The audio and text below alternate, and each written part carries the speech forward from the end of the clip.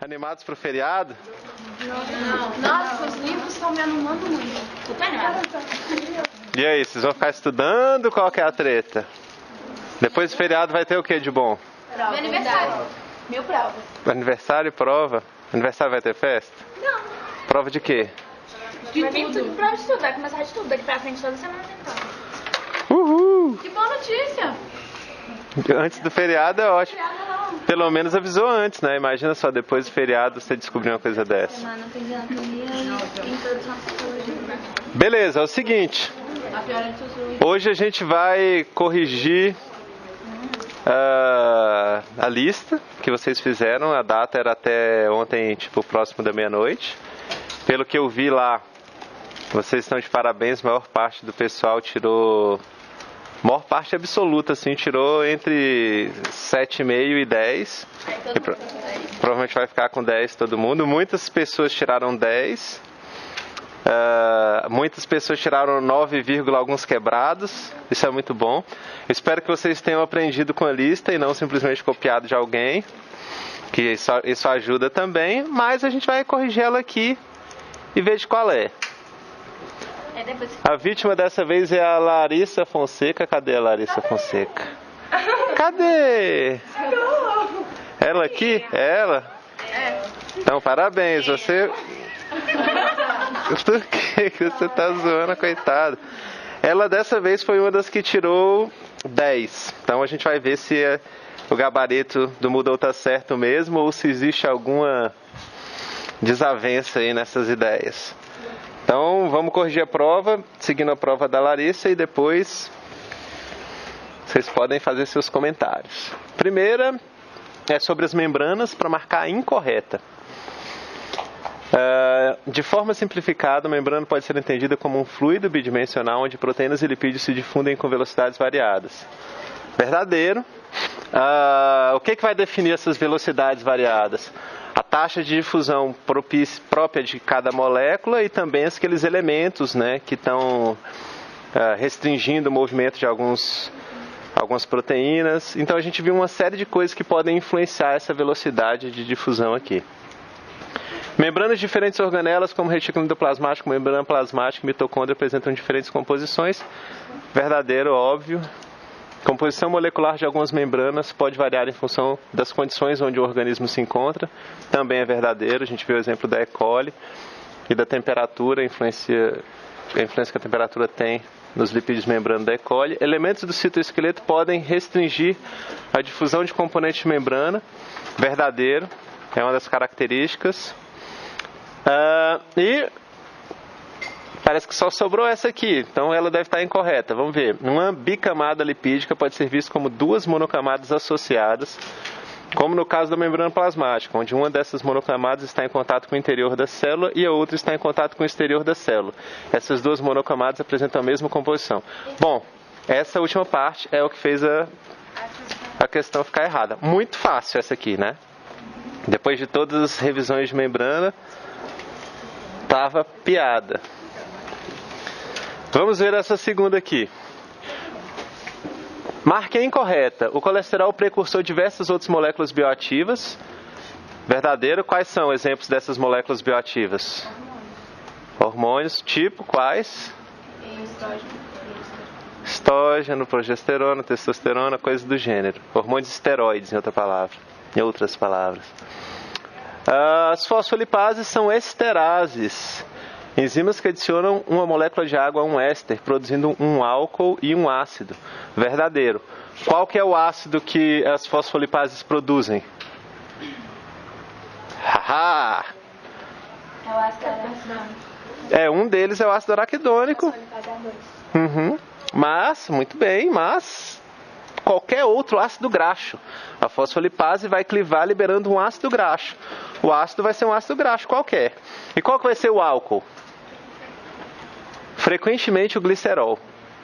Então, assim, essas respostas todas vocês sabem, é só pensar um pouco. Vocês viram na aula, você tem um glicerol lá no triacilglicerol, aí tem um fosfolipase que cliva separando o ácido graxo do glicerol. O glicerol tem um grupo OH livre. Esse OH é uma característica de álcool.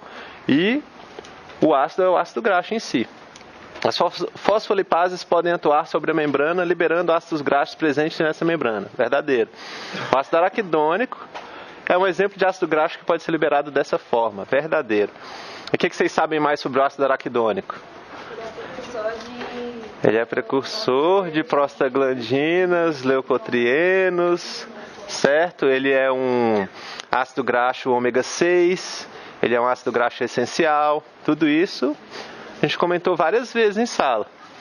Fosfatidilcolina é um dos componentes das membranas biológicas de eucariotos, tipo nós, mas usualmente não é encontrado em membranas de procariotos. Verdadeiro também. E, talvez essa aqui seja errada, etapas da via glicolítica onde ATP é produzido possuem variação de energia livre positiva. Errado. A gente sabe que apresentam variação de energia livre negativa e eles são usualmente etapas que impulsionam essa via no sentido da glicólise. Próximo. Novamente marquei incorreto. Então assim, a minha lógica, não sei se funciona para vocês, é tipo assim, quando eu peço para vocês marcarem incorreta, vocês têm uma série de coisas que são corretas aqui. Isso ajuda vocês a estudarem. Se eu falar assim, marque a correta, aí ia ter só uma correta, e depois quando você fosse ler o resto, você está lendo um bando de coisa falsa, talvez você não soubesse o que era falso. Mas dessa forma, você está vendo aqui, ó, tudo o que não está errado está certo. E vai ter muito mais coisa certa do que errada, só vai ter uma errada. Então ajuda vocês a estudar, na minha opinião. Mas se quiserem, a gente pode mudar também. Beleza, marquem incorreta. Hélices transmembrana frequentemente são anfipáticas. Verdadeiro. O que é uma hélice anfipática? Exatamente. Apresenta um lado mais polar e um outro lado mais apolar. A aquaporina faz transporte ativo de moléculas de água através da membrana. Exatamente, a galera está estudando, isso é bom. O transporte não é ativo, o transporte ativo é quando você gasta ATP, certo? Você não está gastando. A glicoproteína P é uma proteína de interesse para a indústria farmacêutica, uma proteína transmembrana que realiza transporte ativo. Verdadeiro também, eu mostrei um slide que mostra a glicoproteína, quer dizer, verdadeiro mesmo. Mostra a glicoproteína P. Ela tem duas subunidades do lado de dentro da célula e ela utiliza ATP para exportar moléculas hidrofóbicas para fora da célula. Frequentemente em células do tecido nervoso. A proteína transmembrana é responsável pelo transporte de glicose através da membrana. GLUT4. Pode ser removida da membrana por endocitose. Verdadeiro. O receptor de insulina desencadeia a cascata de sinais que propicia o retorno desses receptores na membrana plasmática. Verdadeiro. Fala aí.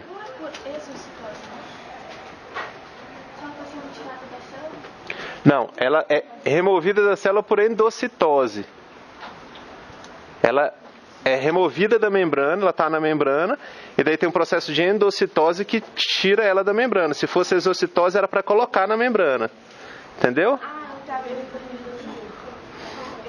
Então, o receptor de insulina desencadeia a cascata de sinais que propicia o retorno desses receptores à membrana plasmática, tipo como se fosse uma exocitose. Não, isso daí eu entendi. É porque eu estava confundindo, achar que ela estava dentro da célula e como esse retirar e você ficar jogando ele para fora da célula. Não, ele fica na membrana. Certo? Vamos para o próximo. Essa é fácil. A hidrogenação de ácidos graxos tem como objetivo a produção de gordura trans. Está errado daqui. Isso aqui não é verdade. Que é utilizado para modificar o estado físico, aumentar a prazo de validade, estabilidade e altas temperaturas de diferentes produtos. Não, esse slide eu copiei, essa frase provavelmente eu copiei de um slide qualquer. E é uma frase, eu só dei uma modificada aqui. E é uma frase falsa, né? Porque ela não tem como objetivo a produção de gordura trans. Ela tem como objetivo a saturação dos ácidos graxos, transformar todos os ácidos graxos em saturados, contudo, o efeito colateral é essa produção da gordura trans. Então é falso.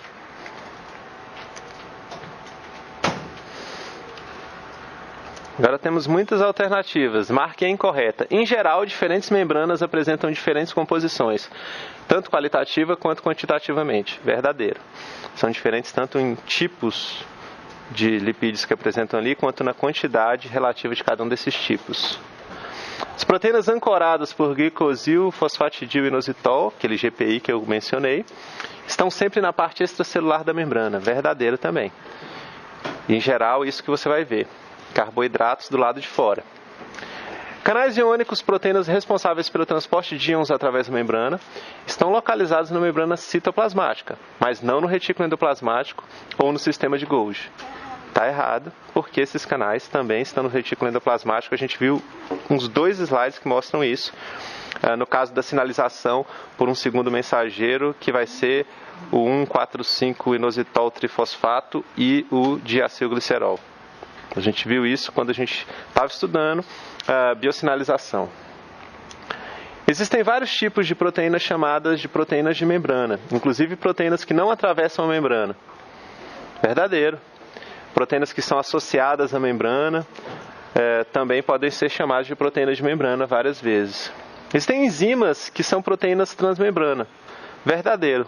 Quais exemplos vocês conhecem de enzimas que são proteínas transmembrana? Come on, come on. Adenolato ciclase. Adenolato ciclase é um exemplo. Tem várias, certo? A manutenção da assimetria da membrana também ocorre por meio de mecanismos ativos. Sim, existem translocases que movem um tipo de lipídio de um lado da membrana para o outro. A gente viu isso. Existe uma distribuição assimétrica de lipídios em membranas biológicas, o que significa que a composição e a quantidade de lipídios é diferente na face interna e na face externa da membrana. Verdadeiro. Uma das características das membranas é justamente essa, apresentar características diferentes dos dois lados.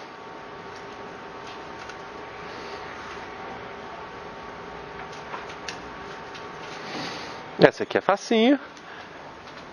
A presença de um gradiente químico, elétrico ou outro é obrigatória para a existência do transporte secundário. Verdadeiro. O que seria o transporte secundário? O transporte secundário é aquele tipo de transporte onde você precisa ter um gradiente, certo? Como por definição aqui. Você precisa ter um gradiente, por exemplo, você tem mais prótons de um lado de uma membrana que do outro. E daí você acopla alguma coisa ao transporte desses prótons. Os prótons a favor do gradiente, essa alguma coisa pode ser contra o gradiente. Então isso aqui é também verdadeiro. Receptor de insulina é do tipo tirosina quinase, sua ativação depende de sua interação com moléculas de insulina. Então o receptor tem que interagir com moléculas de insulina, até aqui verdadeiro. Sua ativação pode acarretar diversas respostas celulares diferentes, mediadas por cascatas de fosforilação. Verdadeiro, tá? Tranquilo. Muito simples, né? A gente não se aprofundou muito nessa transdução de sinais aí. Vamos ver sobre a proteína G agora. Marcas incorretas. A subunidade alfa da proteína G não apresenta atividade enzimática. Está incorreto por quê? Ela tem como GTPase, exatamente. Ela apresenta uma atividade GTPase fraca que pode ser aumentada na presença de quê? De proteínas que aumentem essa velocidade aí de reação. A gente viu isso 2 vezes já. Os receptores acoplados à proteína G, que são os famosos GPCRs, interagem com a adenilato ciclase, o que leva à produção de AMP cíclico. Verdadeiro ou falso? Por quê?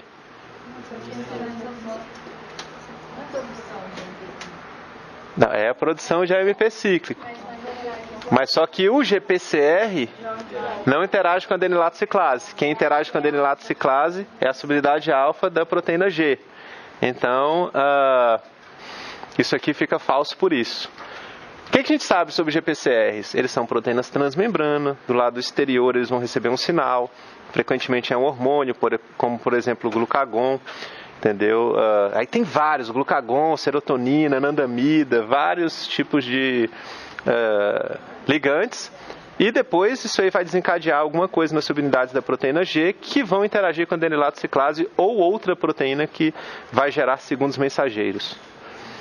No caso da adenilato ciclase, o segundo mensageiro é mesmo o AMP cíclico.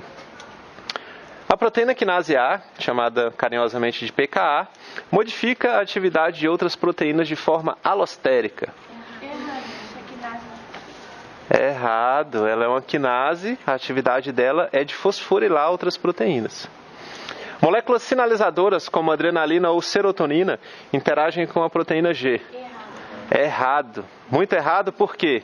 Porque não interagem com aquela que tem Com o GPCR, mas para você categoricamente falar, você fala assim, não fala bobagem, as moléculas sinalizadoras estão do lado de fora da célula, e a proteína G está do lado de dentro da célula, então não tem como interagir. Não tem como interagir.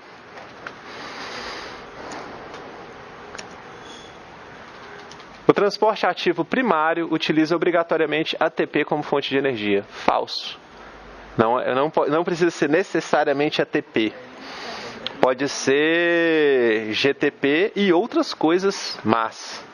Não vou entrar em detalhes, mas tem que ser algum tipo de fonte de energia e não um gradiente. Vamos ver essa aqui. Assinale a alternativa incorreta. Íons metálicos de manganês ++ são obrigatórios para que a via glicolítica ocorra. Verdade, várias das reações utilizam magnésio.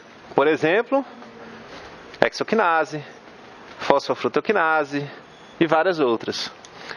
A via glicolítica apresenta apenas uma etapa oxidativa. E aí? Verdadeiro, né? Qual que é essa etapa? Aqui usa gliceraldeído 3-fosfato, NAD+, produz NADH. Além disso, ela usa um fosfato inorgânico, gera um ATP. Isso aí. A fase preparatória da via glicolítica requer o gasto de ATP. Verdadeiro. Em duas reações distintas. A primeira da hexoquinase, a segunda da PFK, fosfofrutoquinase.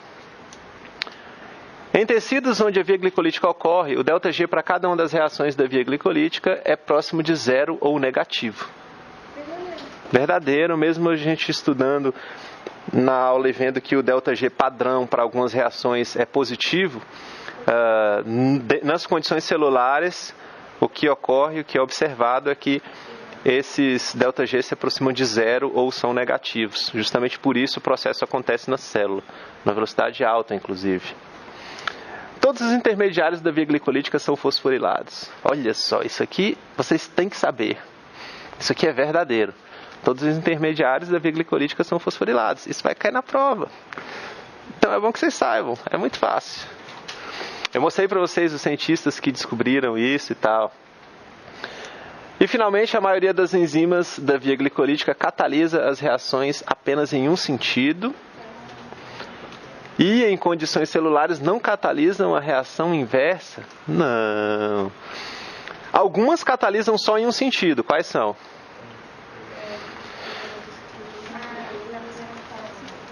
Quais são nomes de enzimas? Hexoquinase, fosfofrutoquinase 1... Olha só, exatamente. Essas aí são as enzimas que funcionam só em um sentido. Até aquela enzima, tem mais uma? Da reação 7, só que no slide falava que ela só ia em uma direção, mas eu li que ela pode. Eu acho que pode também. No livro. Pois é. Então isso aqui até aqui tá certo e falta a última, né? Não, falta mais duas ainda. Cara, o questionário não acaba. Receptores nucleares, também chamados de fatores de transcrição. Detalhe, existem muitos fatores de transcrição, não necessariamente todos são receptores nucleares. Interagem fisicamente com as sequências específicas de DNA. Beleza? Então, estou falando assim que cada receptor nuclear, tipo receptor de testosterona, vai interagir com a sequência específica lá dele, ou várias sequências específicas, mas não é qualquer sequência. E propiciam regulação da expressão gênica de forma dependente de ligante ou hormônio. Em geral, sim, existem exceções, mas eu não comentei as exceções com vocês, certo? Seria verdadeiro aqui. E tem receptores nucleares que a gente não conhece os ligantes dele ainda, ou eles são chamados de receptores órfãos. Mas não comentei isso com vocês, deixa abaixo. Os mais importantes que vocês vão ver em outras disciplinas são sempre receptores que vão apresentar um domínio de ligação ao ligante e domínio de ligação ao DNA. Opa! Tarde demais. É que eu estou passando o vídeo aqui, tem que pausar. Inositol, trifosfato, AMP cíclico e diacilglicerol são os segundos mensageiros. Verdadeiro ou falso? Verdadeiro. Mas a concentração de um deles não é regulada por proteína G. Falso. Obviamente que outras coisas regulam as concentrações desses caras aqui. Mas a proteína G também é uma dessas coisas. Então a gente viu o questionário, alguma dúvida aí? Vocês ficaram bem suaves, bem quietos aí, estava muito fácil, é isso. Semestre que vem eu devo dar uma apertada maior no questionário. Faz isso com os próximos. Não, deixa de ser malvado. Faz isso com os próximos. Não é malvado, é para eles aprenderem mais. Faz isso. Bom, beleza, então agora a gente vai para a aula então propriamente dita, que vai ser uma aula sobre regulação metabólica, e eu deveria ter colocado um subtítulo aqui, que seria o metabolismo do glicogênio. O metabolismo do glicogênio é fundamental, muito importante, né, para manter a homeostase do corpo. Vamos dar uma olhada em quais são os nossos objetivos hoje. Entender a modulação da expressão gênica causada pela insulina. A gente vai ver no começo da aula agora algumas das formas que a insulina modula a expressão gênica de genes justamente relacionados a essa gliconeogênese. A gente vai conhecer a síntese de glicogênio. A gente vai conhecer uma molécula de proteína chamada glicogenina e qual é a função que ela vai apresentar na síntese de glicogênio. A gente vai conhecer o metabolismo do glicogênio e regulação. O que significa isso? Entender como o glicogênio é formado, quais são as enzimas que formam o glicogênio, que sintetizam essa molécula, esse polímero de glicogênio, e quais as enzimas que degradam esse glicogênio. A gente vai entender como essas células hepáticas transformam esse glicogênio em glicose, isso no caso da ausência da hexoquinase.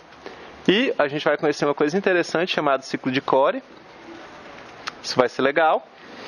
E a regulação da glicogênio sintase e glicogênio fosforilase são enzimas relacionadas justamente com a síntese do glicogênio. A glicogênio sintase é a enzima que vai estar efetivamente sintetizando uma molécula de glicogênio. Então vamos começar com a parte da insulina. É o seguinte, esses aqui são enzimas, certo? Que apresentam a expressão modulada por sinais de insulina. Obviamente que para esses sinais de insulina modularem a expressão desses genes, a insulina tem que ser liberada no sangue e ir até uma molécula-alvo, até uma célula-alvo, interagir com o receptor de insulina nessa célula, e daí vai desencadear uma regulação na expressão. Algumas proteínas podem ser reguladas de forma a serem mais expressas e outras proteínas podem ser reguladas de forma a serem menos expressas. Então, aqui, quais as proteínas a insulina aumenta a expressão? Hexoquinase, 2 tipos de hexoquinase, PFK1, piruvato quinase, então, PFK2, várias proteínas que vocês conhecem, certo? Muitas proteínas que vocês conhecem, algumas que a gente não viu ainda relacionadas à síntese de ácidos graxos. Então a insulina vai estar regulando tanto o metabolismo de glicose quanto o metabolismo de ácidos graxos também. E você vai ter redução na expressão de enzimas relacionadas à gliconeogênese. Então, o sinal de insulina em geral, olhando só para esse slide, ele vai estar aumentando a glicólise e reduzindo a gliconeogênese, justamente porque quando você tiver um sinal de insulina é porque você tem bastante glicose no sangue e você tem que fazer alguma coisa com essa glicose, certo? Beleza. Por esse slide a gente simplesmente vai entender que a insulina modula a expressão de muitos genes. Como que isso vai acontecer? Aqui a gente tem um slide que mostra uma figura com a região promotora de um gene da fosfenolpiruvato carboxiquinase. Esse gene, ele vai começar aqui, ó, certo? E essa região inteira aqui antes região anterior, é chamada de região promotora. Vocês já ouviram falar em região promotora de um gene? Não, não, sim, médio? Não, já? Beleza, vou assumir que não. Basicamente é o seguinte, os genes estão codificados no DNA, certo? E numa região anterior ao início da sequência do gene, você vai ter uma região promotora. É uma região relacionada com o controle da expressão desse gene, certo? É uma região com sequências específicas onde várias proteínas podem se ligar, certo? E dependendo das proteínas que estiverem ligadas lá, esse gene vai ser transcrito ou não transcrito, mais transcrito ou menos transcrito. Em outras palavras, você vai ter mais ou menos RNA que vai estar codificando aquele gene, dependendo das proteínas que estiverem ligadas na região promotora desse gene. Essa é uma forma muito simplificada de colocar. É uma região que vai estar relacionada com a regulação da expressão desse gene. O tempo inteiro a gente viu isso em várias aulas passadas, proteínas que interagem no DNA e modulam a expressão gênica. Elas vão interagir aonde? Em cima do gene? Não. Elas vão interagir sempre na região promotora. Então aqui a gente tem uma região promotora de um gene, é o gene da fosfenol piruvato carboxiquinase. É um gene de que via? Quer dizer, essa enzima aqui faz parte de que via? PEP carboxiquinase. Well. Gliconeogênese. Está escrito aqui. Gliconeogênese, no slide anterior. Pois é. Aí, ó, olha o tanto de proteína que liga aqui nessa região promotora e olha a distância. 1.500 pares de base antes do gene, já tem coisa ligando e modulando a expressão gênica lá longeão.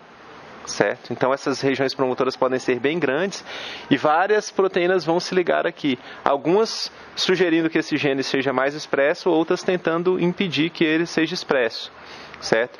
Então vai acontecer aquele fenômeno que a gente comentou de integração de sinais, e daí esse gene vai ou não. Alguns desses fatores de transcrição vão ser responsáveis por atrair, né, elementos da maquinaria basal e fazer com que essa RNA polimerase aqui comece a transcrever o gene. Então, olha aqui o tanto de fatores e olha o tipo, os nomes dos fatores, os códigos e os tipos. Você vai ter desde do receptor dos hormônios da tireoide aqui, influenciando a expressão desse gene. Você vai ter esse FOXO1, que é um fator de transcrição regulado pela presença de insulina. A gente já viu ele, vai ver de novo nessa aula provavelmente. A gente tem esses Reb aqui que também estão relacionados à regulação dessa expressão. E alguns deles têm mais de um sítio de ligação. Olha, esse cara se liga aqui, esse cara se liga aqui, é o mesmo cara, a mesma proteína, o mesmo fator de transcrição. PPAR-gama também é um outro fator de transcrição, outro receptor nuclear. E tudo isso aqui, todas essas moléculas diferentes estão interagindo na região promotora do gene e estão sugerindo, estão causando algum tipo de modulação na expressão desse gene, certo? Aí, dependendo de quais caras desse vão estar ligados em determinado momento, esse gene vai ser mais ou menos expresso. Então, é muito complexa essa região aqui. Ela recebe sinais de várias vias diferentes, certo? Uma via hormonal aqui, com o receptor dos hormônios da tireoide, vias relacionadas à insulina aqui, e várias outras coisas. Então, é sempre complexa, ou muitas vezes são complexas essas regiões promotoras.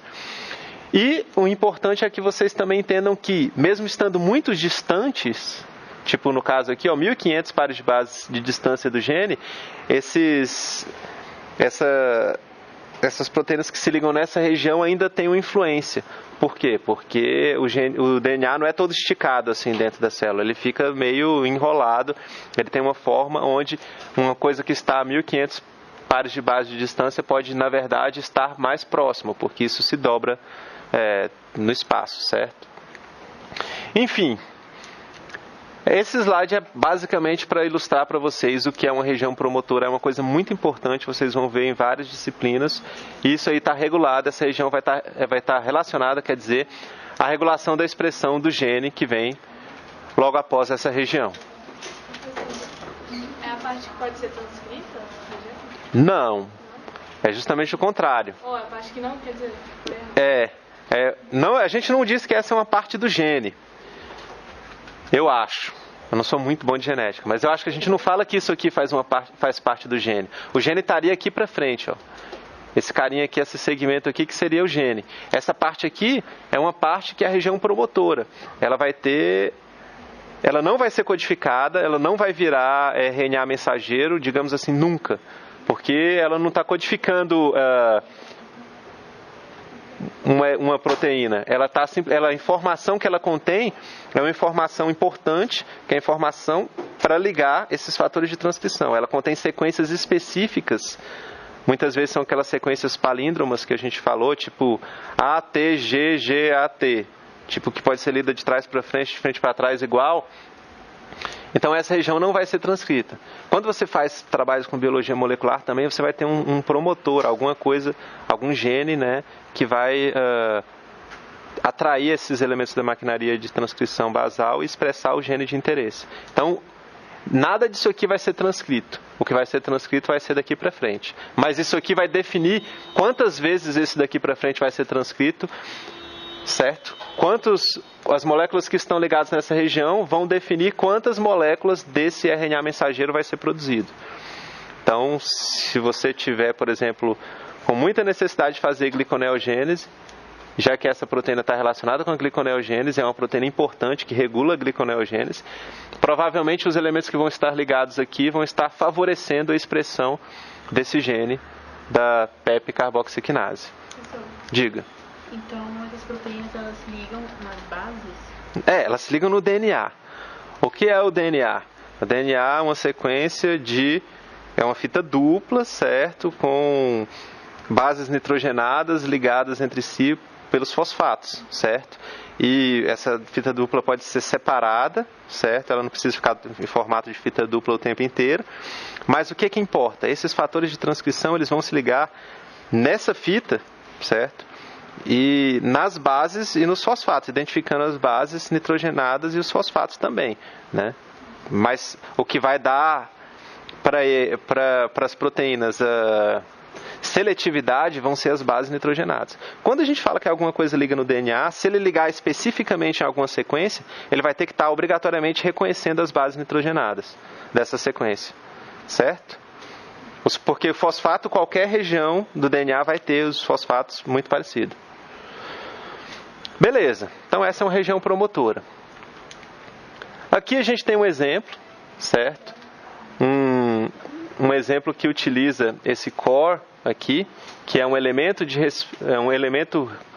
responsivo aos carboidratos, que é uma sequência no DNA, certo? É uma região promotora, em outras palavras. E a gente tem aqui um exemplo de como que a insulina e a presença de glicose vai influenciar a expressão de genes alvo, certo?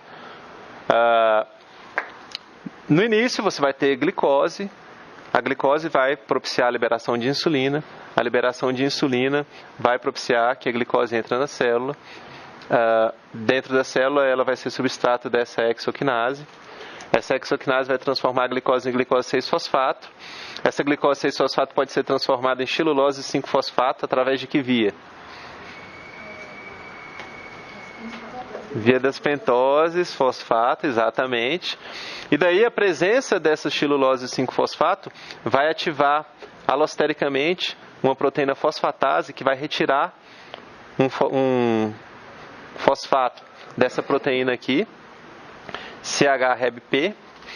E daí ela sem o fosfato ela vai conseguir entrar no núcleo. E daí dentro do núcleo novamente vai acontecer a mesma coisa, vai ser liberado, vai ser clivado esse fosfato pela fosfatase.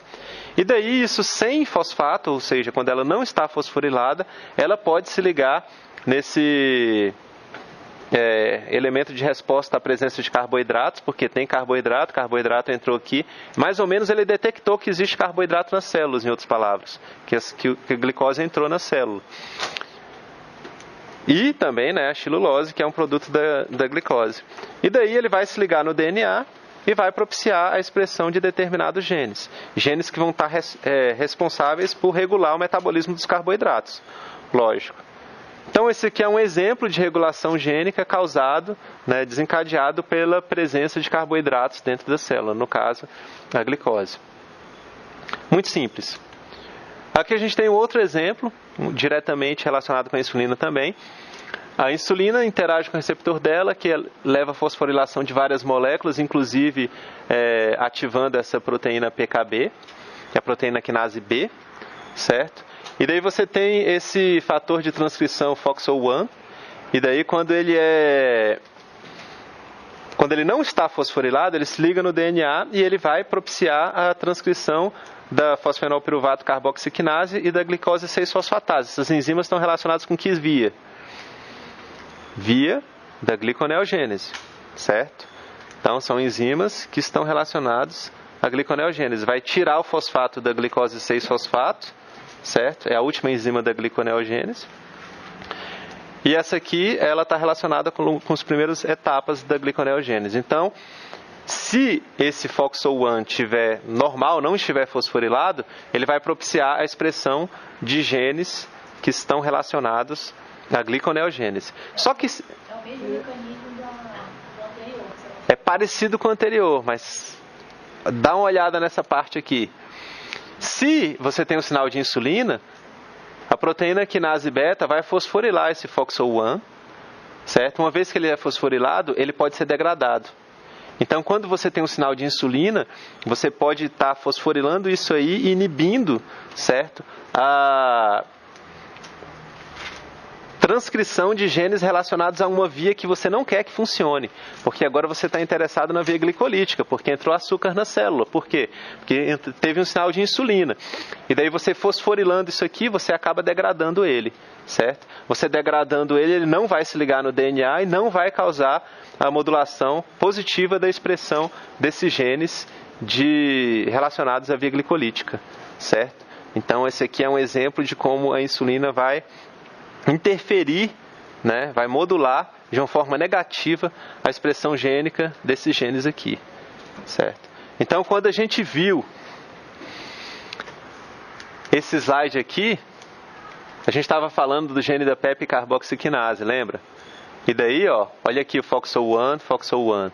Ele estava aqui, a gente, nessa hora aqui a gente não estava sabendo se ele ativava ou inibia, né, a expressão desse RNA. Agora a gente está vendo que ele está ligando na região promotora e está inibindo essa expressão, certo? Então, é claro que o sinal de insulina vai promover tanto a expressão de alguns genes de interesse, quanto a repressão da expressão de alguns genes de interesse também, para aquele momento metabólico.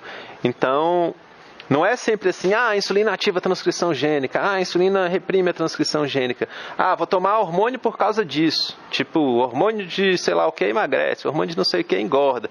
Isso aí depende muito.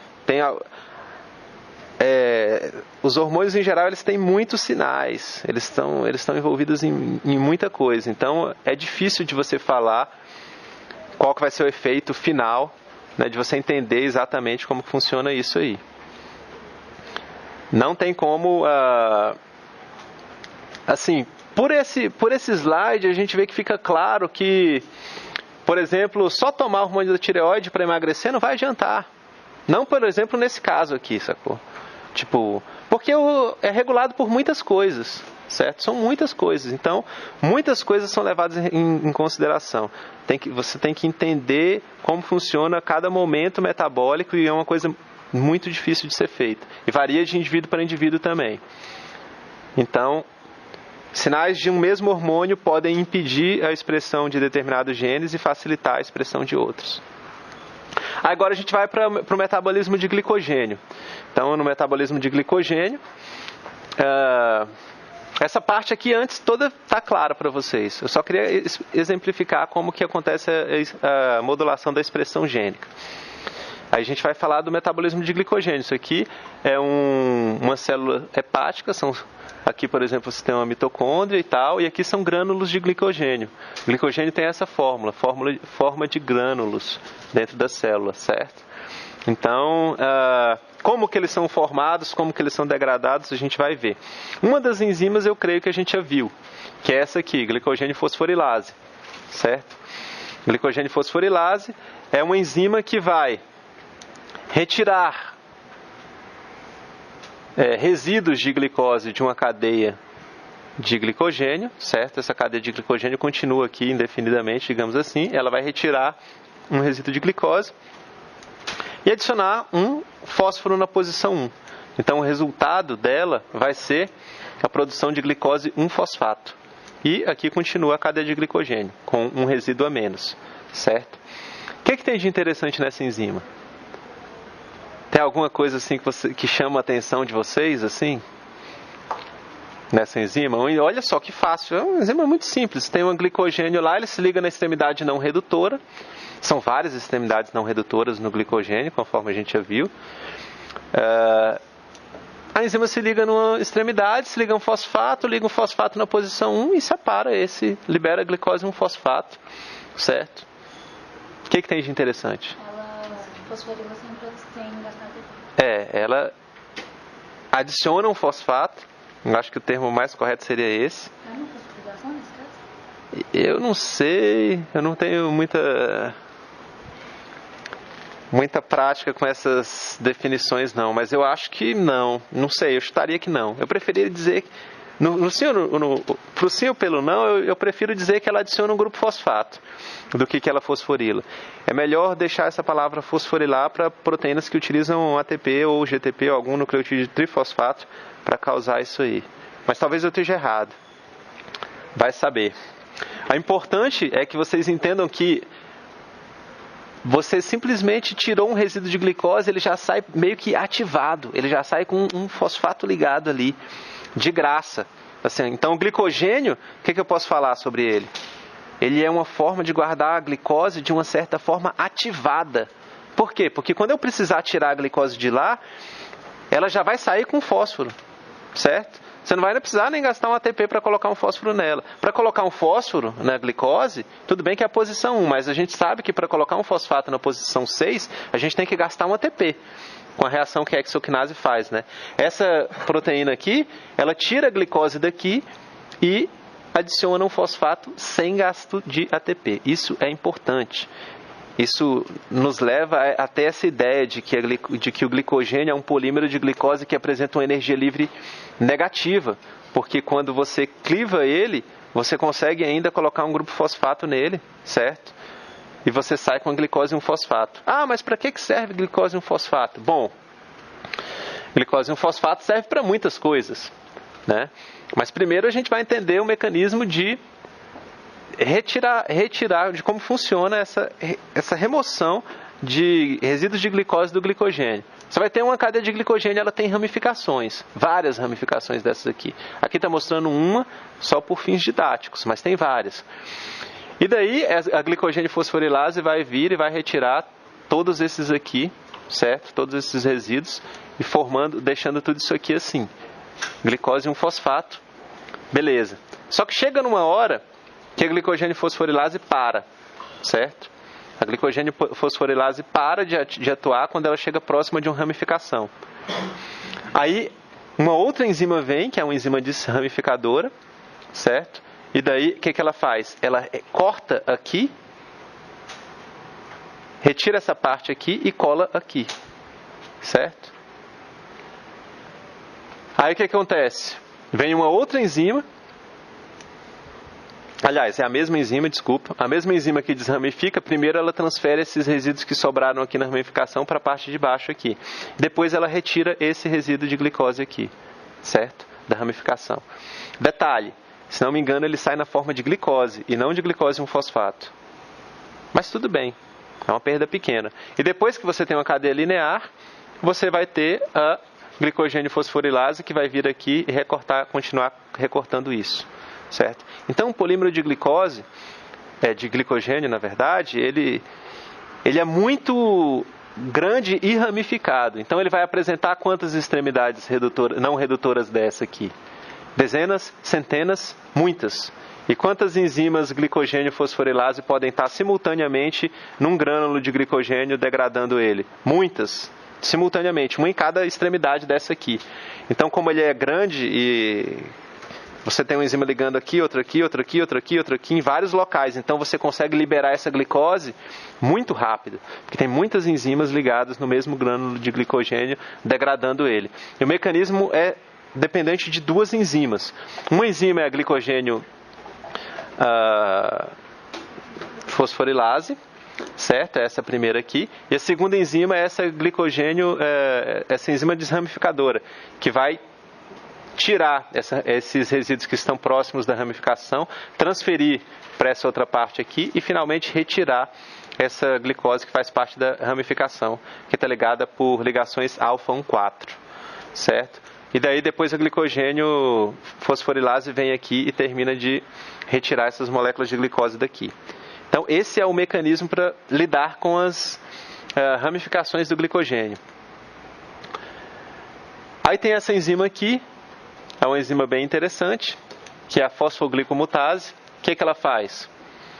Uma reação bem legal. Você tem aqui uma glicose e um fosfato. Ela simplesmente transfere o grupo fosfato da posição 1 para a posição 6. Certo? Então ela transforma glicose 1-fosfato em glicose 6-fosfato, passando por um intermediário, glicose 1,6-bisfosfato. Primeiro ela adiciona um fosfato aqui em cima, depois ela retira o fosfato aqui de baixo, certo? E no final das contas o que ela fez foi transformar a glicose 1-fosfato em glicose 6-fosfato sem gasto de energia. Então, quando a gente tem aqui que as moléculas de glicose são retiradas do glicogênio na forma de glicose 1-fosfato, essas moléculas podem ser facilmente transformadas em glicose 6-fosfato. E podem ser utilizadas, por exemplo, na via da glicólise. Ou pentose, fosfato, qualquer uma que precisar. Fácil isso aqui? Fácil, né? Beleza. Então, assim, para lidar com o glicogênio, a gente aprendeu a degradar ele facilmente em 2 ou 3 slides. Quais são as enzimas relacionadas à degradação, uma vez que o glicogênio está lá, como que a gente degrada ele? Primeiro, tem que ter essa glicogênio fosforilase e fosfato. Essa glicogênio fosforilase vai formar a glicose 1-fosfato. Essa glicose 1-fosfato pode ser transformada em glicose 6-fosfato pela fosfoglicomutase, esse mecanismo que eu mencionei. E o mecanismo para lidar com as ramificações utiliza essa enzima desramificadora, que vai ser uma enzima que simplesmente vai tirar esses resíduos de glicose da proximidade da ramificação e transferir eles para a cadeia de glicose não ramificada aqui. E depois vai retirar essa glicose. E daí você vai ter a degradação pela glicogênio fosforilase. Então, assim a gente degrada o glicogênio. Fala aí. Essa glicose que começava a ramificação, ela é perdida ou ela... Não, nada é perdido. Né? Ela é uma glicose, tão boa quanto a glicose que você comer. Tão boa quanto qualquer uma. Ela vai estar lá na célula, na forma de glicose. Ela não é perdida. Se a sua célula estiver precisando de glicose, pode usar essa molécula de glicose tranquilamente. Ela só não é glicose 1-fosfato igual às outras. Mas, tirando isso, está de boa. Então, a célula pode usar ela tranquilamente. Isso vai estar acontecendo onde? No citoplasma da célula. Beleza, aqui mostra como que acontece o transporte de glicose do fígado para o sangue, certo? Dá só uma olhada na complexidade do negócio. Primeiro, você vai ter no fígado, então essa aqui é uma célula hepática, você vai ter glicose 6-fosfato. Essa glicose 6-fosfato, ela pode ser oriunda, por exemplo, da degradação do glicogênio e depois pela atuação da fosfoglicomutase, igual a gente viu agora. Então você tem a produção de glicose 6-fosfato, ela é transportada para dentro do retículo endoplasmático. Dentro do retículo endoplasmático, ela é transformada através de uma glicose fosfatase, que não está no citoplasma, está só dentro do retículo endoplasmático. Se ela estivesse no citoplasma, ia estragar todo o metabolismo de glicose. do fígado, certo? Então a parte catalítica dela está virada para o lado de dentro do retículo endoplasmático.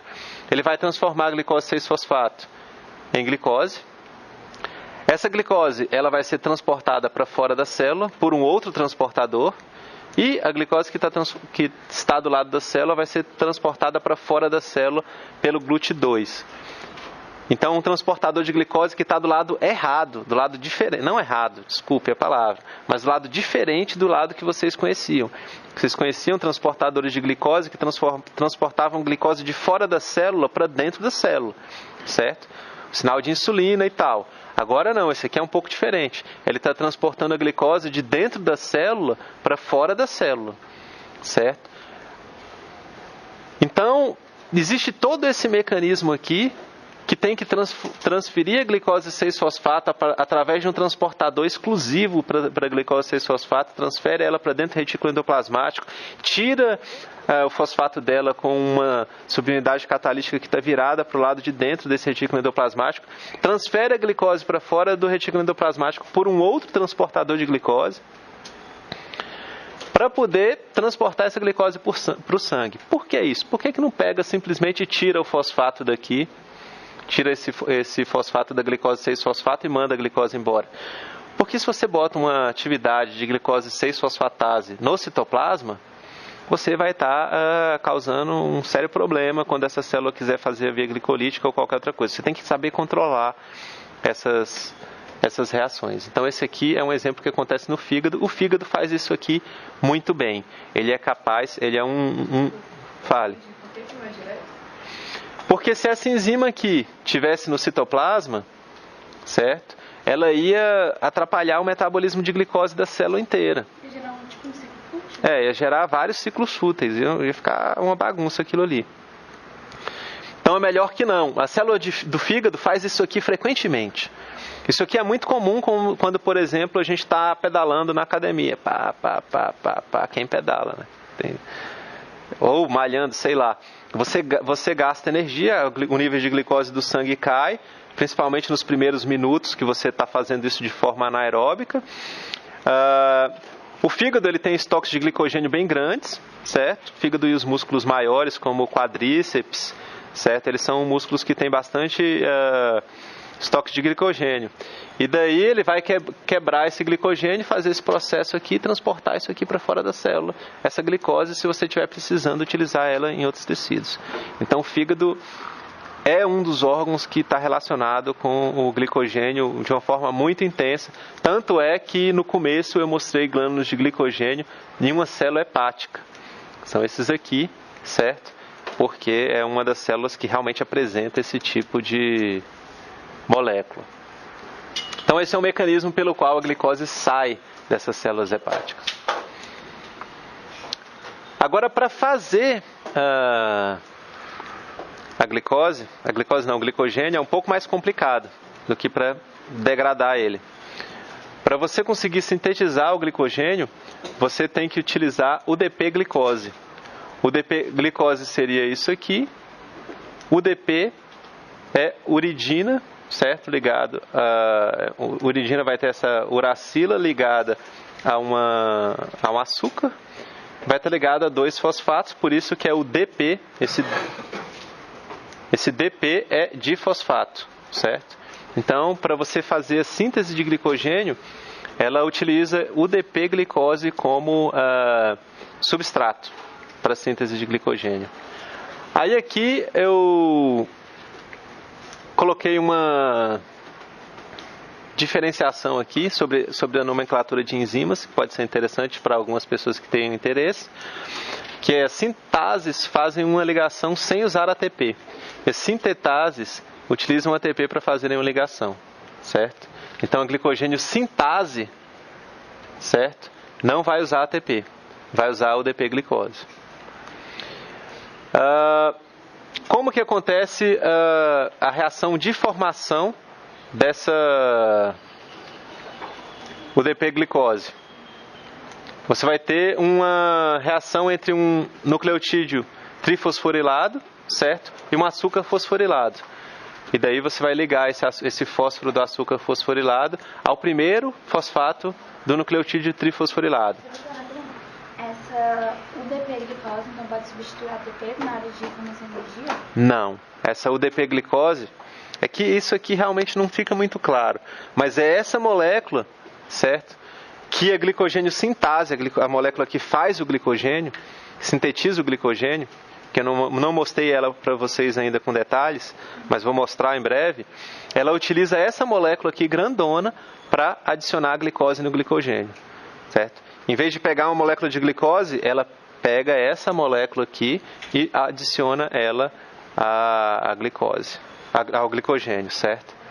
Então, esse aqui é o precursor do glicogênio, a molécula que vai ser precursora do glicogênio. Para você ter essa molécula, primeiro você tem que gerar ela, né? Como que essa molécula é formada? Aí esse slide explica.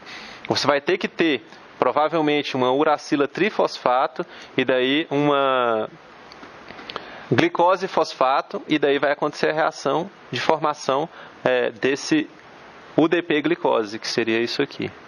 Só que aqui está um mecanismo geral, né?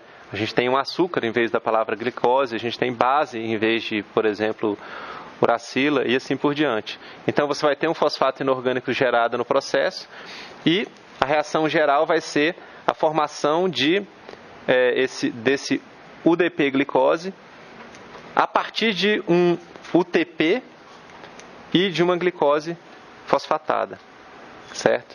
Aí você vai ter essa molécula, você vai ter a formação dessa molécula aqui. Beleza. Depois, a glicogênio sintase, agora sim vem a glicogênio sintase, ela vai usar a UDP-glicose, certo? Para adicionar a glicose da UDP-glicose no glicogênio. Então, o glicogênio aqui, ele tem apenas 2 resíduos de glicose. É claro que tem muito mais, mas está mostrando 2 aqui. A glicogênio sintase, ela utiliza só a UDP-glicose e transfere esse resíduo de glicose para o glicogênio. O slide anterior, esse aqui? Esse NDP, esse açúcar NDP vai ser o UDP-glicose? Esse aqui vai ser o UDP-glicose. É porque não existe só o UDP-glicose. Existe ATP-glicose e tudo mais, outros. Por isso que está genérico esse mecanismo, certo? A lógica é que essa enzima aqui, NDP sugar fosforilase, vai ser a enzima que vai transferir, né, esse resíduo de glicose fosforilado para essa região aqui que vai apresentar a base nitrogenada. Esse é um slide só para ilustrar, tá confundindo mais que ajudando, né?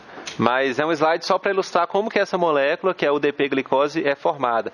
E uma vez que você sabe que essa molécula aqui é formada, aqui você vê que ela é utilizada na síntese do glicogênio. Então alguém falar assim para você, glicogênio utiliza glicose. Fazer a síntese de glicogênio, você tem que ter glicose dentro da célula. Não. Você tem que ter glicose 6-fosfato? Não. Você tem que ter UDP-glicose. E daí a glicogênio sintase vai utilizar a UDP-glicose para adicionar o resíduo de glicose na cadeia de glicogênio.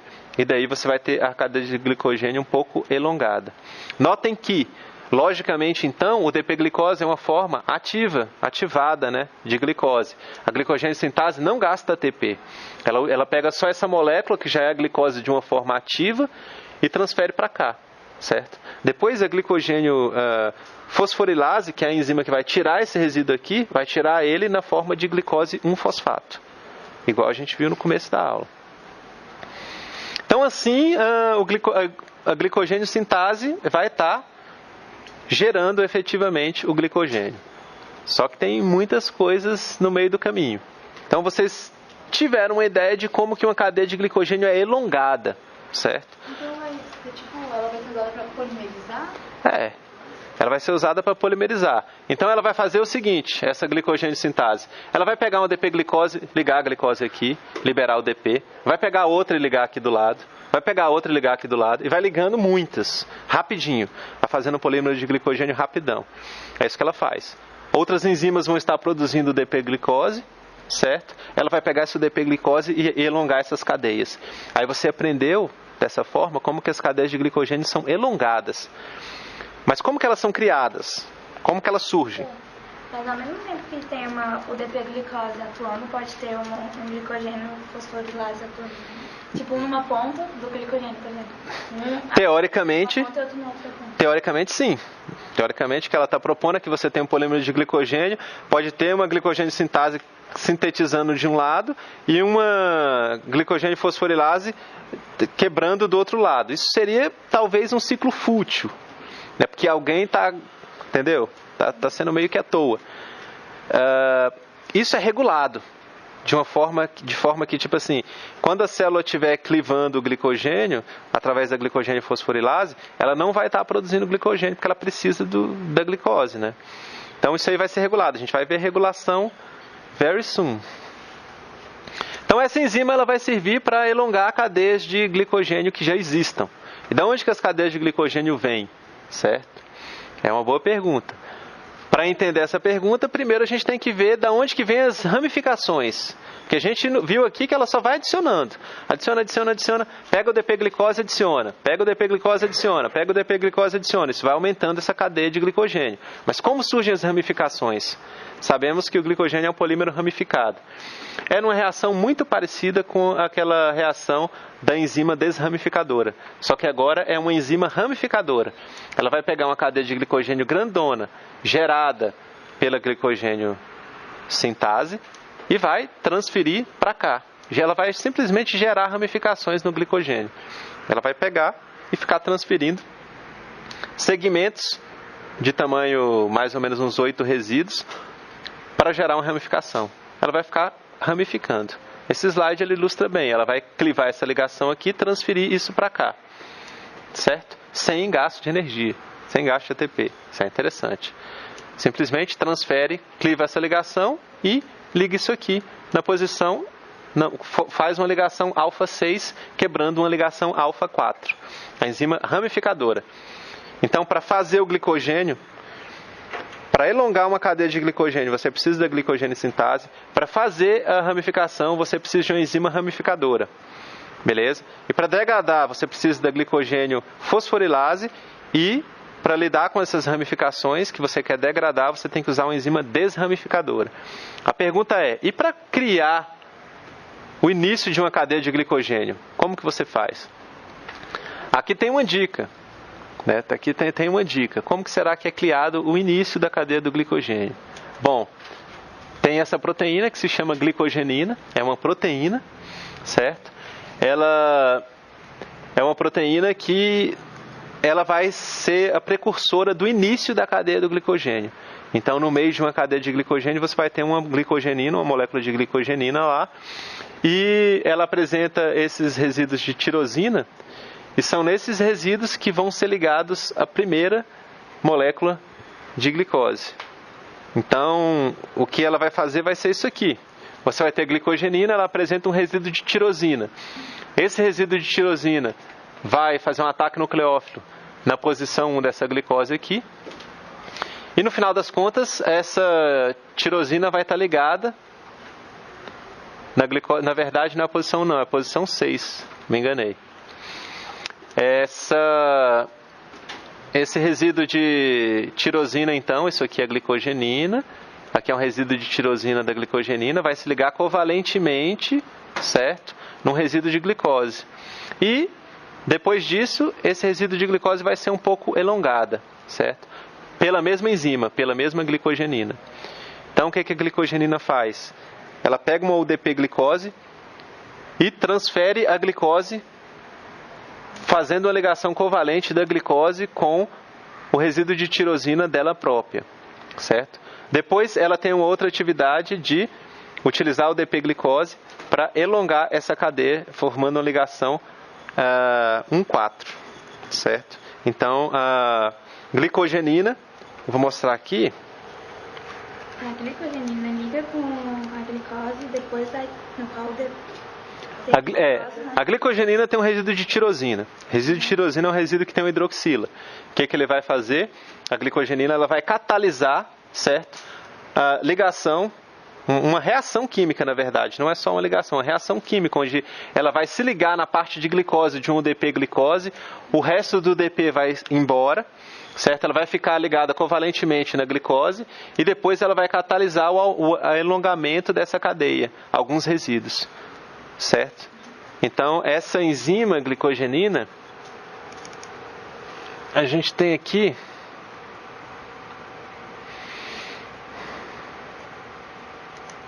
seria essa enzima aqui. E aqui na glicogenina a gente tem uma tirosina, que seria essa aqui que está em verde. Selecionei ela aqui. Vou mudar a cor dela aqui para facilitar para vocês. Vou colocar uma cor branquinha. Então aqui a gente tem essa tirosina aqui, que eu coloquei ela de branco aqui. E também a gente tem uma UDP, só que é só um UDP, não é um UDP-glicose que está aqui, certo? Nessa proteína. Então a glicogenina usualmente ela vai ser dimérica, igual está lá no slide do Leninger. Esses pontinhos vermelhos são moléculas de água, vocês estão vendo aí aqui algumas fitas, bastante hélices, e tem esse resíduo específico de tirosina. É nesse resíduo de tirosina que vai ser ligada a molécula de glicose. A molécula de glicose vai ser ligada aqui e depois essa cadeia vai ser elongada por mais 6 resíduos, certo? Igual o slide está mostrando aqui. Então, a glicogenina vai ser a proteína que vai ser utilizada para gerar uma cadeia de glicogênio que não exista. Supondo assim, a gente não tem nenhum glicogênio nessa célula, a gente tem que criar um. Como que faz? Tem que ter uma glicogenina. A glicogenina vai pegar um UDP-glicose, catalisar a transferência do grupo glicose para a tirosina dela mesma e depois vai elongar essa cadeia utilizando também o UDP-glicose, certo? Essa cadeia vai ser um pouquinho elongada, depois a glicogênio sintase consegue elongar ela mais. E depois a enzima ramificadora vem, faz ramificação, a glicogênio sintase continua aumentando mais o tamanho dessa cadeia, a enzima ramificadora vem, faz ramificação e assim por diante, e uma nova cadeia de glicogênio surge. Fale. Ela sempre vai ficar presa Até onde eu sei, sim. Ela no meio de cada um desses caras aqui vai ter uma molécula de glicogenina. De cada um desses grãos de glicogênio vai ter uma molécula de glicogenina lá, que é uma proteína. Aí quando a glicose é liberada do glicogênio, depois vai ficar só essa glicogenina que pode ser usada para formar outra cadeia de glicogênio? Essa parte, eu acho que faz sentido total o que você disse. Só que eu não tenho certeza de como que funciona isso. Eu acho que esses grânulos de glicogênio, nunca são realmente todos destruídos, assim, você tira todas as glicoses. Eles sempre são produzidos mais, porque senão, ia chegar na vida que a gente tem muitos. Sempre são produzidos mais, mas eu acho que em geral o que acontece é o seguinte, o grânulo de glicogênio ele existe, aí ele é bastante reduzido, certo? Mas não chega a ser totalmente eliminado. Aí depois ele cresce de novo, aí depois ele é reduzido de novo. Depois que você tem a glicogenina e já criou aquele núcleo ali, você pode ter a glicogênio sintase aumentando até ele ficar num tamanho legal. Aí a glicogênio sintase para. Aí, no momento que você precisa, vem a glicogênio fosforilase, degrada. Aí ele diminui. Mas depois ele pode crescer de novo e diminuir de novo. Então você tem essa homeostase aí. Eu acho que a coisa funciona mais ou menos assim. Mas faz sentido que, eventualmente, alguns deles vão ter que ser degradados, né? Até o fim. Eu não sei exatamente como funciona esse processo. Mas o que você disse faz sentido. Vamos ver onde estávamos. Então a glicogenina, ela também utiliza como cofator, não é o magnésio, é o manganês. Então a pegadinha do manganês aqui, a glicogenina vai utilizar o manganês como cofator. E ela vai adicionar nesse resíduo de tirosina aqui uma molécula de glicose, conforme esse slide está mostrando. Então assim, como vocês devem visualizar uma molécula de glicogênio? Esse aqui pode ser um bom modelo. No meio dela você vai ter uma glicogenina e daí essa molécula vai sendo ramificada em vários pontos, certo? Então, você vai ter muitas possibilidades de ligação de glicogênio fosforilase. Em cada uma dessas extremidades pode ligar um glicogênio fosforilase para degradar em um único polímero de glicogênio. Então, se você precisar da glicose desse glicogênio, ela pode ser disponibilizada para você rapidamente, porque várias glicogênio fosforilase podem se ligar no mesmo polímero de glicogênio, e isso aqui não é só bidimensional igual você está vendo aqui, é tridimensional, certo? Então tem muitos lugares para se ligar essas moléculas de glicogênio fosforilase para degradar esse polímero de glicogênio. Então esse aqui seria um slide, uma forma, né, um modelo para ver como que seria essa ramificação toda do glicogênio. Isso disponibiliza 1, 2, 3, 4, 5, 6, 7, 8, 9, 10, muitas extremidades não redutoras desse polímero do glicogênio, que são extremidades justamente que essa glicogênio fosforilase vai se ligar e começar a retirar resíduos de glicose, ligando eles ao fosfato, gerando glicose 1-fosfato a partir do glicogênio. Então, beleza. Agora vocês já sabem tudo do glicogênio. Como que ele é sintetizado, tudo. Certo? Como que ele é sintetizado?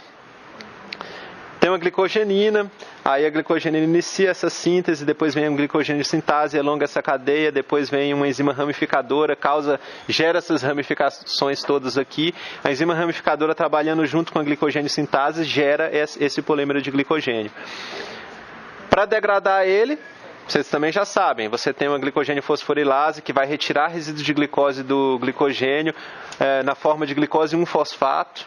Então ela utiliza glicose, fosfato inorgânico, e daí tem uma enzima desramificadora que vai lidar com essas ramificações. Certo? Beleza. Então assim, processo todo, a princípio vocês sabem. O que está faltando? Muita regulação. Certo? Vocês aprenderam o processo, mas não sabem como que ele é regulado. E é isso que a gente vai ver agora. Professor, rapidinho. Lá naquele outro slide que tinha um monte aí, por que você falou que elas não eram parte de extremidades redutoras? Elas são extremidades não redutoras. Todas são extremidades não redutoras. Certo? Você não vai ter extremidades redutoras, porque justamente a extremidade redutora é a extremidade onde a glicogenina estava ligada. Certo? E daí isso aí o polímero de glicogênio cresce de forma que sempre as extremidades são não redutoras. Se fossem redutoras, ia ter um poder redutor muito alto na célula, não ia ser legal. Então essas são extremidades não redutoras. Isso está relacionado com com carbono anomérico que a gente viu lá na aula de carboidratos e tal. Então são extremidades não redutoras sempre no glicogênio. E é importante saber disso. Aqui você tem uma série de doenças relacionadas ao metabolismo do glicogênio, e todas elas vão estar relacionadas a alguma enzima, certo? Então, vários tipos de doença vão estar relacionados, por exemplo, à glicogênio sintase. Se você não tiver a enzima glicogênio sintase, no fígado você vai ter vários sintomas, tipo glicose baixa e várias coisas. Se você não tiver essa enzima de desramificação, você vai ter um fígado maior, com vários problemas. Então, cada uma dessas enzimas que a gente comentou, elas são muito importantes. E no ser humano normal, elas devem estar ativas, funcionando tranquilamente. Os genes delas não devem ter mutações, elas devem estar sendo transcritas nas taxas normais. Caso isso não aconteça, você vai ter um problema. E esse problema vai ser identificado logo quando você for beber, provavelmente. Vão começar a surgir os primeiros sintomas, certo? Isso acontece com quase tudo, né? Sempre problemas em alguma proteína podem levar a doenças relativamente sérias. Várias são síndromes bem conhecidas. Beleza, vamos comentar sobre esses dois caras aqui. Novamente é um casal, né? Igual o Michaelis e Amenten, mas eles não eram tão casal assim. Michaelis e Amenten, eu não sei se rolou uma vibe entre eles, não. Mas esses aqui sim, sacou? O Michaelis e Amenten, eu sei que eles eram estudantes, um era... Enfim, agora nesse caso aqui eles têm um laboratório, eles descobriram uma coisa muito interessante, que é o ciclo de Core, certo? É um ciclo bem legal para a galera da nutrição sacar o que vai acontecer com o lactato que é produzido no músculo, certo? Você tem que lidar com isso quando você está malhando e tal. Você produz lactato. Lembra que eu falei que o lactato era um beco metabólico? É um beco sem saída metabólico, quer dizer, porque tipo você produz lactato e você não sabe, a célula não consegue lidar com ele. Pois é, isso aqui vai explicar um pouco isso. Quando você faz a via glicolítica várias vezes, você precisa de mais energia, você faz a fermentação do piruvato para gerar a glicose, quer dizer, para gerar o lactato, utilizando aquela enzima lactato desidrogenase, que apresenta como substrato o NADH e regenera o NAD+, para você continuar fazendo a glicólise. Lembra disso? Pois é. Então você usa a glicose, faz a via glicolítica inteira, gera piruvato, você precisa de mais energia, você precisa fazer mais glicólise, só que não tem NAD+, e daí você pega esse piruvato, transforma ele em lactato, utilizando a enzima lactato desidrogenase, que tem uma variação de energia livre bem negativa, e você, nesse processo, consome o NADH e gera NAD+, para você poder fazer mais glicólise. E daí você gera um bando de lactato. Esse lactato vai estar lá no seu músculo te importunando. Você tem que lidar com ele. Ele não pode ser teleportado, não pode acontecer nada. Você tem que ter um mecanismo. E o que o casal Cori descobriu, que levou o nome de ciclo de Cori, é que esse lactato, ele é transferido para o sangue, certo? Do sangue, ele vai para o fígado. No fígado, ele é transformado em glicose, certo? Essa glicose vai do fígado para o sangue, igual a gente já viu hoje, como? Que é o transporte de glicose do fígado para o sangue. Vai para o sangue, do sangue vai para o músculo vai utilizar ela para fazer a via glicolítica. Então isso aqui é muito simples, certo? O lactato que é formado no músculo, como que você faz? Uma parte dele o músculo vai lidar com ela, beleza, vai transformar ela em piruvato de novo, massa. Mas uma outra parte vai transferir esse lactato para o sangue e do sangue para o músculo, para o fígado, quer dizer, e o fígado vai utilizar esse lactato para fazer a glicose. Como que o fígado vai utilizar o lactato para fazer a glicose? Gliconeogênese, certo? Então você vai estar fazendo a gliconeogênese no fígado, certo? E esse é um processo que demora. Tipo assim, para sair o lactato do músculo, para ir para o sangue, para depois o fígado pegar isso e transformar em glicose, é uma coisa que demora. Por isso você pode sentir os efeitos desse exercício por muito tempo. A maior parte do lactato só vai ser transferido para o sangue depois que você estiver em repouso, certo? Depois que você estiver... Não enquanto você estiver fazendo o exercício. Enquanto você estiver fazendo o exercício, as prioridades da célula muscular são outras. Depois, quando você está descansando, é que esse lactato aí vai ser transferido para o sangue.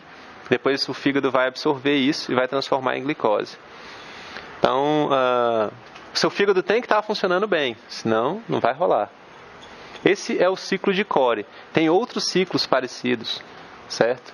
No corpo, que lidam com outros metabólitos. Mas esse ciclo é interessante. Ele fala pra gente como lidar com o lactato. Diga. Mas aí, desculpa interromper. Mas aí, então, vai ser primeiro vai formar no músculo, vai produzir o lactato, aí vai pro sangue, que vai para outro músculo, é do mesmo músculo? Não, vai pro sangue, vai pro fígado. Esse aqui é o fígado. Pro fígado, pronto, para ele poder consumir. O fígado... O negócio é o seguinte, a lógica do processo é a seguinte, quando você gera o lactato, você tem que lidar com ele, você gera, ele acumula, certo? No músculo. Porque o músculo não tem o que fazer com ele, porque na verdade, nesse momento o músculo quer fazer exercício e não está conseguindo. Quer dizer, está conseguindo, mas precisa continuar fazendo exercício. E dele gera mais lactato. Então o músculo acumula lactato ali. Depois esse lactato vai para o sangue, e do sangue para o fígado. E no fígado, em um momento de descanso, um momento posterior, ele vai ser transformado em glicose, certo? Para poder ser utilizada tanto no fígado quanto em qualquer outro órgão, certo? Entende? Dói porque ficou lá armazenado por um tempo? Porque o músculo dói, né? O músculo dói porque o lactato, né, ele tem características de causar aquela sensação mesmo que você sente, que o músculo está doendo, de causar essa dor aí. Essa dor é causada pelo acúmulo de lactato mesmo, certo? Então, para o lactato e para o sangue Não é rápido, demora, né? Demora. Tempo no músculo, né? Ele fica, em geral... Demora pra passar. A dor vai demorar para passar. A parte aguda dessa dor pode passar rápido, mas essa não é necessariamente aquela dor que você malha, e depois no outro dia você, tá quebrado. Tem vários tipos. Então, tem vários tipos de dores, entendeu? Essa é aquela que dá quando você está fazendo exercício na hora. Essa aí é aquela que dá quando você está fazendo o exercício. Que você tá, aquela hora que você tá falando assim, caramba, tô malhando e tô sentindo o músculo tá queimando. Você sente um ardor assim, é essa dor, certo? Tem vários tipos de dor que você pode sentir devido ao exercício. No dia seguinte, nada lactato. Eu acho que parte dela não, está relacionada mais a essas fibras se recuperando, certo? A recuperação do músculo. Na hora que você está fazendo exercício, você tem vários mecanismos para suprimir a dor, entendeu? Então, é uma coisa totalmente... biológica, né? Não, mas é biológica. Você tem determinadas circunstâncias na vida que você pode tomar uma chicotada que não está nem aí. Beleza? Você está lá, tô fazendo a parada aqui, beleza. Calma aí. Eu acho que vocês estão pensando bobagem. Mas é mais ou menos isso aí. Tipo assim, eu quero dizer assim, você tá fazendo determinado exercício, sacou? Calma. Você está fazendo determinado exercício e você está em um estado onde você não está muito sujeito à dor, certo? Se você estiver em repouso, qualquer dorzinha você... não. Quando você está fazendo exercício, não necessariamente isso acontece. Você tem uma série de endorfinas sendo liberadas, uma série de coisas. Isso vai fazer com que você se torne um pouco mais tolerante à dor. Depois que o exercício passar, é que você vai ver. Entendeu a lógica? Calma aí que o pessoal está empolgado. Mas é bem isso aí. Faz sentido, né? Vocês já tiveram essas experiências. A galera já malhou bastante. Cara. Muita gente, por exemplo, se machuca e não percebe que está se machucando enquanto está fazendo exercício. E depois que para, que vê, caramba, eu me machuquei, não sei nem como. Né? Mas isso aí acontece. Enfim. Valeu a piada. Vamos seguir em frente. Isso aqui é básico, né? Não tem nada de mecanismo, é só você entender que o lactato vai ser eventualmente, depois o lactato que foi gerado no músculo vai ser eventualmente processado no fígado. Isso vai... Beleza. Aí, coloquei a fotinha do jacaré aqui para ilustrar que, tipo assim, o jacaré tem um ciclo de Cori extremamente ineficiente. Certo? Então o que acontece com ele? Se você vê um jacaré ou um crocodilo, você pode correr dele. Ele vai correr atrás de você, ele corre rápido. Eu recomendo que você corra. Certo? Não fica lá. Ele vai parar.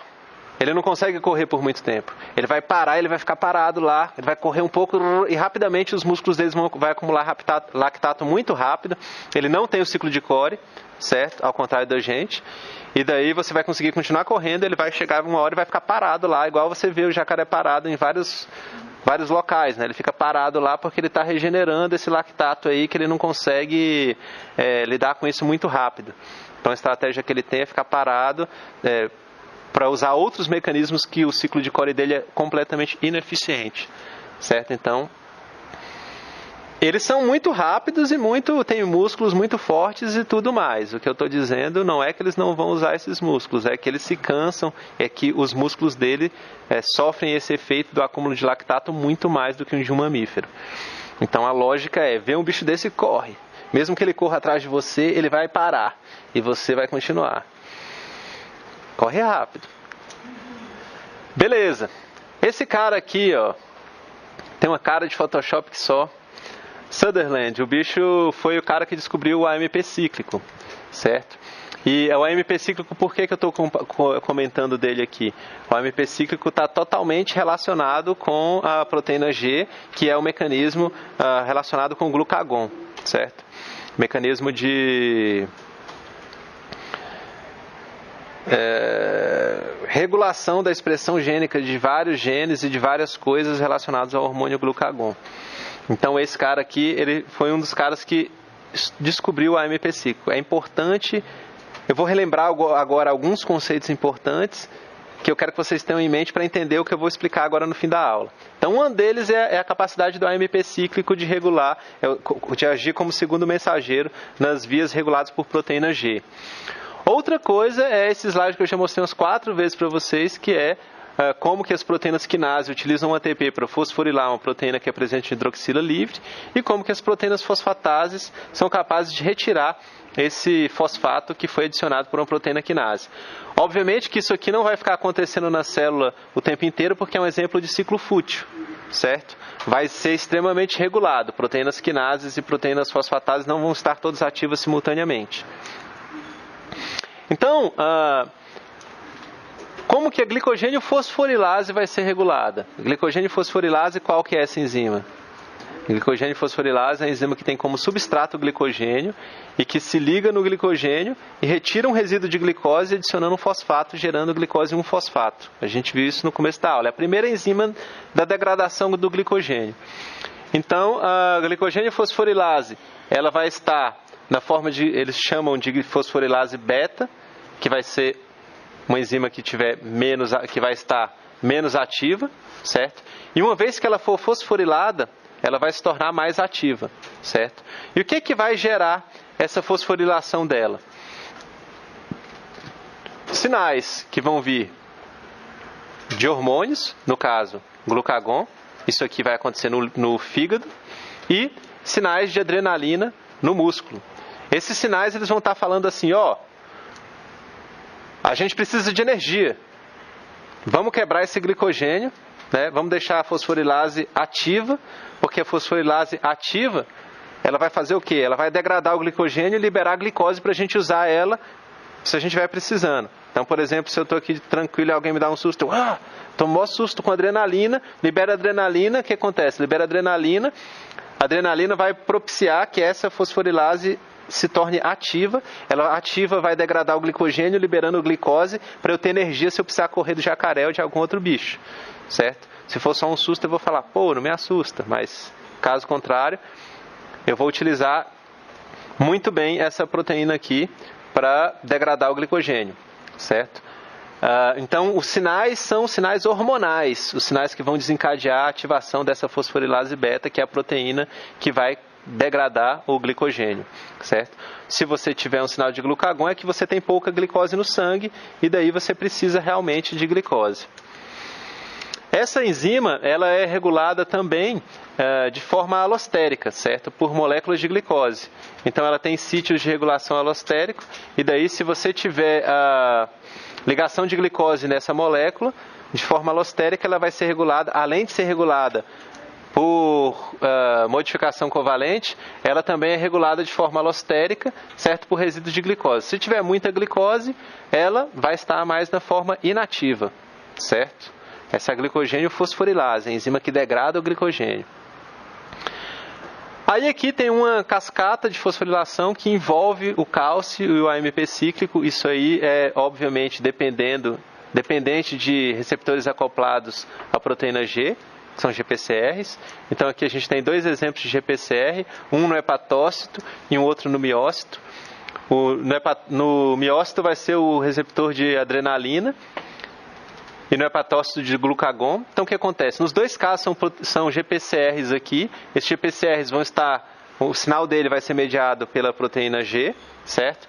Essa proteína G, uma vez que ela estiver ligada ao GTP, ela vai se ligar a uma adenilato ciclase e gerar a produção de AMP cíclico. Por isso que eu mostrei o AMP cíclico para vocês, para deixar clara a importância da AMP cíclico na regulação dessas vias. Então, tanto a adrenalina quanto o glucagon vão ter o mesmo efeito, só que em células diferentes, certo? Nas 2 células vão ser gerados AMP cíclico. O AMP cíclico vai ativar a proteína quinase A de forma alostérica. A gente já viu como isso acontece. A proteína quinase A, ela tem a atividade de fosforilar. Ela vai fosforilar essa fosforilase beta quinase, certo? Vai tornar ela uma proteína ativa. essa fosforilase beta-quinase, ela vai fosforilar a glicogênio fosforilase, que é justamente essa proteína que a gente viu aqui. Então, essa proteína, essa fosforilase beta-quinase é a enzima justamente que vai, dependendo do sinal de glucagon ou de adrenalina, que é o que a gente está vendo ali agora, ela vai ativar, né, ela vai fosforilar a fosforilase alfa. É isso que a gente está vendo aqui, ó. Essa fosforilase beta-quinase, se ela estiver ativa, ela vai ativar a glicogênio fosforilase. A glicogênio fosforilase vai fazer o quê? Uma vez que ela estiver ativa, ela vai clivar o glicogênio e gerar a glicose 1-fosfato, certo? Glicose 1-fosfato, a gente já viu, a glicogênio fosforilase é a molécula que atua no glicogênio e cliva resíduos de glicose, gerando glicose 1-fosfato. Aí você vai ter duas opções. Você pode usar essa glicose, se for o caso de um hepatócito, você pode usar essa glicose para mandar ela para o sangue, igual a gente já viu, né? Transportadores de glicose vão transportar essa glicose para o sangue, beleza? Outros músculos, outros tecidos vão utilizar essa glicose no sangue.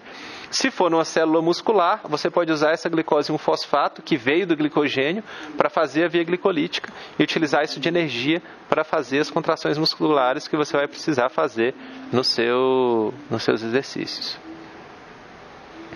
Beleza? É um exemplo de uma cascata que envolve tanto uma regulação alostérica aqui em cima, como depois uma série de eventos de fosforilação que vão regular, no fim das contas, em uma célula, o destino do glicogênio. Tranquilo? Tranquilo. E, finalmente, a gente vai ver uma coisa interessante, que é essa regulação do contrário. A gente viu agora a degradação do glicogênio, né? Em uma célula aqui. Aqui são exemplos em duas células. E aqui é a enzima que regula a glicogênio fosforilase. Certo? Então, a gente viu a regulação da degradação do glicogênio. E agora a gente vai ver a regulação da síntese do glicogênio. É um pouco mais complicado. Basicamente, o que acontece é o seguinte. A glicogênio sintase, que é a enzima que sintetiza o glicogênio, a principal enzima que sintetiza o glicogênio é a glicogênio sintase. Ela vai ser ativa quando ela não está fosforilada. Se ela não estiver fosforilada, ela vai ser ativa, ela vai gerar, adicionar resíduos de glicose ao glicogênio utilizando o DP-glicose para adicionar resíduos de glicose no glicogênio. Várias coisas vão ativar ela. A insulina, sinal de insulina vai ativar ela. O glucagon vai inibir ela. A glicose 6-fosfato vai ativar ela e a glicose vai ativar ela também. Então, se você tiver glicose, ela vai utilizar a glicose para fazer glicogênio. Só que se ela estiver fosforilada, ela vai estar na forma inativa, certo? O que a gente vai fazer com ela na forma inativa? Bom, vai ficar parada e não vai ter atividade. Como que ela é fosforilada? Ela é fosforilada através de uma enzima que chama GSK3. É uma enzima que eu já mencionei, uma enzima muito importante. É a glicogênio sintase quinase 3. Por isso que chama GSK, glicogênio sintase quinase. Então, essa enzima vai fosforilar a glicogênio sintase e tornando ela inativa. Essa enzima GSK3, que é a enzima que inativa a glicogênio sintase, ela é inativada também pela insulina. Então, se você tiver insulina, você vai estar inibindo essa enzima e a glicogênio sintase vai estar ativa. Como que funciona isso? Aqui, a glicogênio sintase está representada de roxo, certo? Ela tem vários resíduos de serina, que é o aminoácido que tem o símbolo S e tem o hidroxila. E nessa parte aqui da glicogênio sintase, a glicogênio sintase quinase 3, que é uma enzima que fosforila a glicogênio sintase, vai começar a fosforilar isso aqui repetitivamente, até que você tenha 3 fosfatos, deixando ela totalmente inibida. Então, a enzima em amarelo, que é a GSK3, é a enzima que regula a glicogênio sintase. E essa enzima é regulada pela insulina, certo? O sinal de insulina inibe ela. Ela vai fosforilar a glicogênio sintase desde que a glicogênio sintase já tenha uma fosforilação anterior. Então, a lógica desse processo é que essa glicogênio sintase quinase vai se ligar aqui, vai fosforilar esse sítio, vai andar para frente, fosforilar esse sítio, andar para frente, fosforilar esse sítio, tornando essa molécula de glicogênio sintase fosforilada em vários locais, certo? Eu tenho aqui Ah, não. Tem uma outra coisa. Tá vendo esse rabinho aqui? Da glicogênio sintase quinase? Ele pode ser utilizado para inibir essa glicogênio sintase quinase 3. Como que ela é inibida? Simples, vem uma outra proteína e fosforila ela nessa parte dela aqui, puf. Na hora que ela é fosforilada aí, essa parte daqui da enzima se dobra e entra dentro desse sítio aqui, inibindo ela, certo? Então ela pode sofrer inibição se ela for fosforilada. É justamente o que a insulina faz. A insulina fosforila ela e ela se torna inativa, certo? Então essa aqui é uma forma dela inativa. Eu posso mostrar isso para vocês, provavelmente.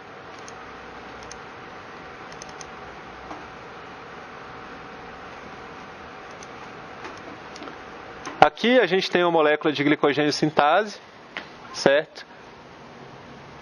E ela está... Esse aqui é uma parte dela mesmo que está inativando ela, com a fosforilação aqui. Dá uma olhada no fosfato. Então esse fosfato aqui, esse aqui é o sítio, aquele primeiro sítio. E essa parte da proteína aqui, que é uma parte dela mesma, que está em branco, está ligada aqui nesse fosfato e está sendo fosforilada. Então aqui nessa forma, essa glicogênio sintase, ela está na forma inativa, certo? Devido a esse fenômeno que aconteceu aqui nesse slide de uma forma talvez mais didática.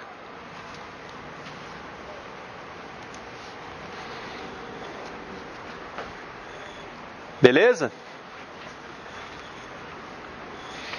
Vocês entenderam essa parte aqui? Eu quero que vocês entendam isso, isso e isso. A glicogênio sintase quinase, quando fosforilada, ela é inativa.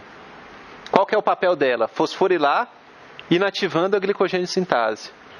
E quando que ela vai ser, quando que essa glicogênio sintase vai ser fosforilada? Quando você não tiver um sinal de insulina, que se você tiver um sinal de insulina, quem vai ser fosforilada vai ser a GSK3 e ela vai ficar inativa. Então, quando você não tiver uma insulina e quando você não tiver, né, sinais de glicose e glicose 6-fosfato. O que vai fazer ela ser fosforilada, então? Certo? O que vai fazer ela estar nessa forma fosforilada aqui vai ser justamente sinais opostos ao de insulina, de glucagon e de epinefrina. Certo? Beleza? Então, são 3 enzimas importantes. Primeiro, aquela que a gente viu antes, é a glicogênio fosforilase, que degrada o glicogênio. E na síntese do glicogênio aqui, você tem a glicogênio sintase, que é a enzima que sintetiza o glicogênio, utilizando o DP-glicose, certo? E ela é inibida pela GSK3, que é uma proteína que vai se ligar e vai fosforilar ela sequencialmente, deixando ela nessa forma fosforilada aqui. Então, ela vai ser inibida pela GSK3 e... a GSK3, por sua vez, ela pode ser inibida se ela for fosforilada. Se ela estiver fosforilada nesse ponto aqui, ela apresenta uma parte parecida com o substrato e ela se liga, essa parte se liga nela mesma, igual eu mostrei no paimol, e essa proteína fica inibida. GSK3 inibida pela fosforilação. Beleza? Eu vou parar a aula por aqui mesmo. Eu tenho mais alguns slides, mas eu mostro na aula que vem, para vocês terem tempo de absorver esses aí. Beleza? Qualquer dúvida é só falar.